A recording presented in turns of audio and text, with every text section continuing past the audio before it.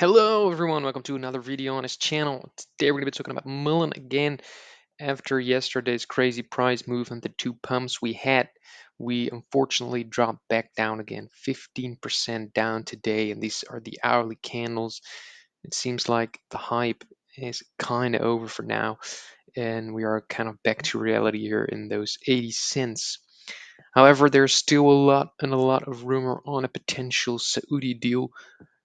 We are seeing numbers of $5 billion to $10 billion now today. I'm going to be looking into what the potential effects can be of a deal, and if a deal won't happen, what we should be looking at.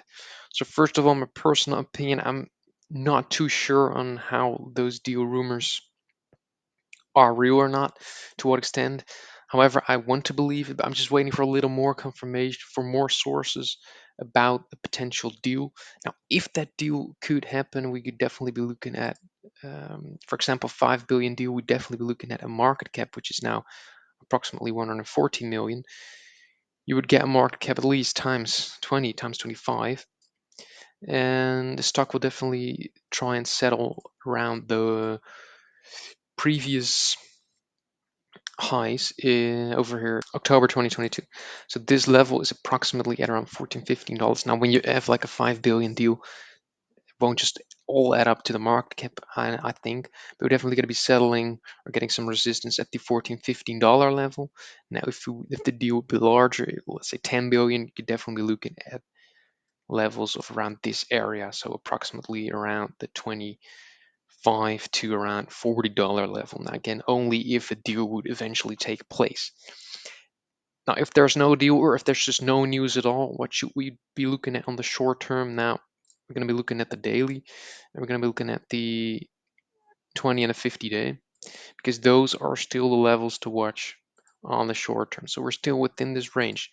That was around the high of April, the high of March, the high of April, the high of May are the resistances, and we're still seeing that the 20-day is very, very similar to that resistance line, and it's gonna come down every day, as you can see.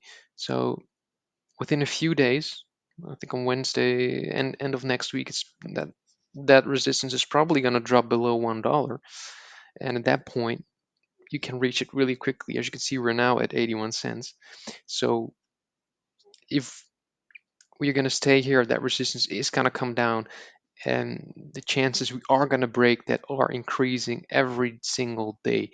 Now we also got a really nice support now at around 70 cents, which was a very nice touch of this resistance line, the lows from March, the lows from May, and now the lows in the end of May. So if we can hold this, it will be very nice, and within next week we should definitely be coming to a point where we're going to intersect with that 20-day and the resistance line we currently have, or the support line.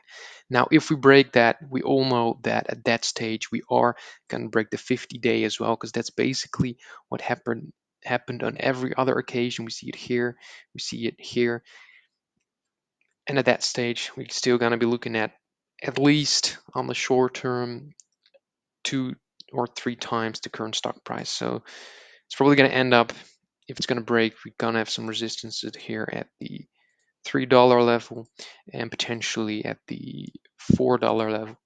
But I mean, the 20 break will trigger the 50 break, so we're going to end up somewhere within this area right here, either this or this resistance. Of course, if we break and we're going to get the real squeeze and maybe more news on the deal, this could of course go much higher. But on the short term, these are definitely levels to watch: the 20-day and the support line we also have. And I mean, at that stage, it's very realistic to get at least the stock times 2, times 3 from these levels, maybe times 4, if we are gonna break the high of April. Please let me know what you think. It's gonna be a long weekend, so we're gonna be back on Tuesday with some new videos on Mullen. If you want to see other content, other stocks, please let me know in the comments. Also, please give a like and a subscribe, and I hope to see you all next video.